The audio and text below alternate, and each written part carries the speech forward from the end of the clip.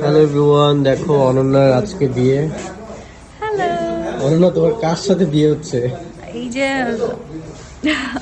আমার মিরাজ খানের সাথে আজকে বিয়ে গাইস।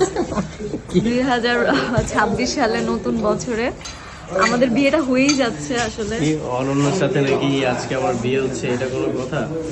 না, আমি বলি ডিরেক্টর পরে আমাকে মারবে। অনন্যার এত ঠান্ডা লাগতেছে, ও কিছুক্ষণ পর পর হচ্ছে এই যে এরকম করে থাকতেছে।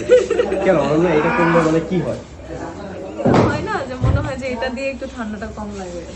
যাক যাক, মাশাআল্লাহ মাশাআল্লাহ, আল্লাহ তাআলা তোমাকে অনেক ভালো রাখুক। এই তোমরা দেখো,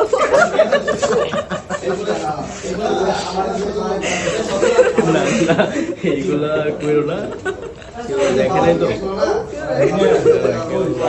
আরে ভাই, আরে কেউ দেখলে কি হয়েছে ভাই, এটা তো নাটকের সিন, নাটকে আছে এরকম গাইস। তোমরা কিন্তু সিরিয়াসলি অন্য বিষয়টা রাগ করে এখন আমরা সবগুলো করে দিতেছি। না আসলে সেরকম কিছু না, অনন্যা বোঝাতে চাচ্ছে যে এটা অ্যাকচুয়াল নাটকের সিন হচ্ছে, কিন্তু তুমি দুইটা পড়াইলে আরেকটা আমার আমার যে বড় হয়ে গেছে তো সারাদিন শুধু করতে।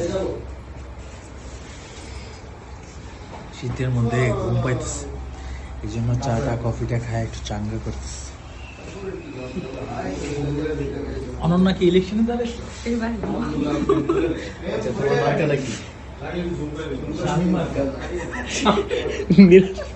স্বামী মার্কা, স্বামী মার্কা। পুষ্পার গান আছে না, এবারে ইলেকশনে আমাদের অনন্যা হচ্ছে ভোটে দাঁড়িয়েছে, সবাই স্বামী মার্কাতে ভোট দিবেন। আর পাশেই পড়ান